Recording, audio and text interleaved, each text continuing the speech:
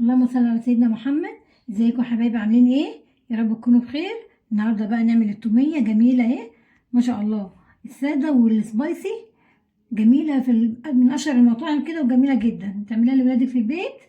كل شويه بيحبوها بقى مع البطاطس، مع الشاورما، مع البيتزا، كل حاجه ما شاء الله جميله، ومكونات بسيطه من البيت. يلا بينا ندخل على الفيديو ونشوف الطريقه. معانا المقادير بتاعتنا: كوبايه ميه، معلقتين كبار نشا، كوباية زبادي، نص كوباية مايونيز، نص كوباية زيت، معلقة ونص خل، معلقة سكر، 6 فصوص توم، ورشة ملح. هنحط معلقتين النشا،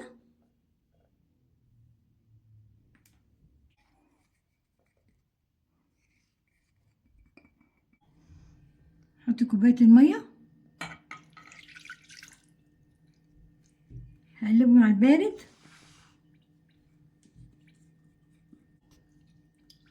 هقلبهم على البارد الأول قبل ما احطهم على النار عشان ما يكتلش معانا.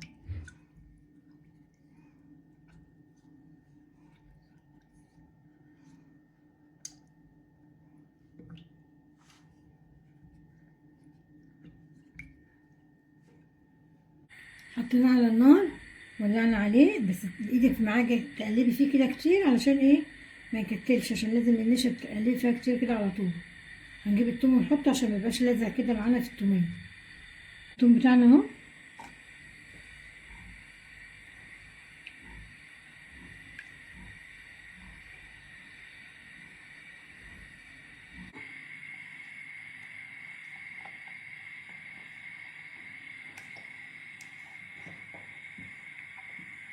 النار بقى اهو،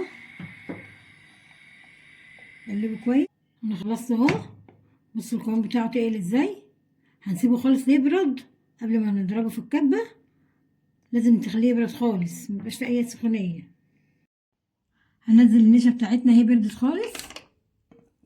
بصوا لما بردت جمدت ازاي.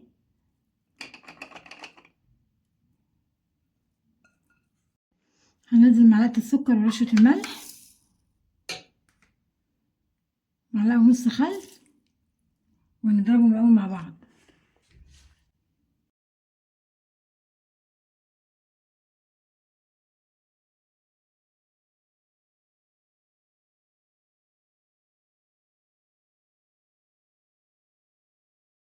هننزل كوبايه الزبادي، اللهم صل على سيدنا محمد.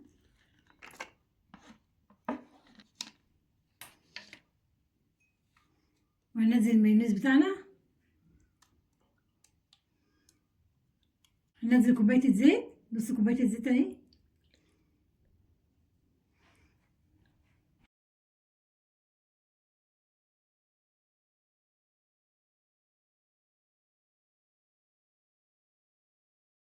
انا عملت التوميه يا حبايبي، فضيتها اهي في الطبق هنا، وعايزه اعمل واحده سبايسي هنا بالهريسه.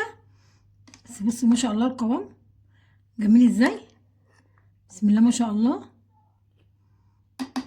هاخد بقى معلقه هريسه من هنا واضربها بيها. ناخد معلقه هريسه اهي عشان تبقى سبايسي كده وجميله.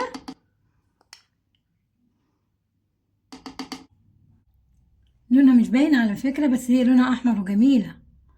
هفضيها بقى في الاطباق واوريها لكم. ودي التوميه بعد ما خلصناها وجمعناها ما شاء الله. بصوا القوام يا حبايبي، بسم الله ما شاء الله، تقيل وجميل جدا. دي التوميه اللي هي بالهريسه ما شاء الله، احلى من المطاعم، وتعمليها في بيتك كده وجميله وتعجب ولادك. مقاديرها كلها سهله ومن البيت. ولو عجبكم الفيديو ما تنسوش تعملوا لايك واشتراك في قناه ماما نادية.